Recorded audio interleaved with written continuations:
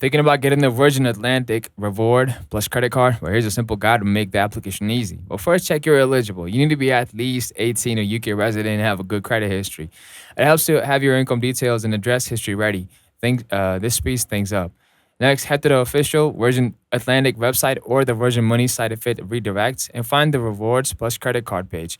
Take a moment to review the perks like Avios, or on Virgin flights, bonus avios on everyday spending, and travel benefits such as upgrade vouchers.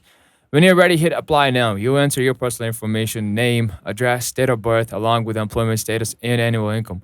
The card issuer will do a soft credit check first, so your credit score won't take a hit. If that looks good, you'll proceed with the full application. You usually get an instant decision. If approved, your card should arrive by post within 5 to 7 working days. Once you receive and activate it, either online or via the app, you're all set to earn Avios on flights and purchases. And enjoy the cardholder perks. And that's it, quick, easy, and it's ready to reward you. If you found this guide helpful, please like, subscribe for more travel and financial hacks, and drop a comment if you would like me to cover another card next. Well, thanks for watching, and see you next time.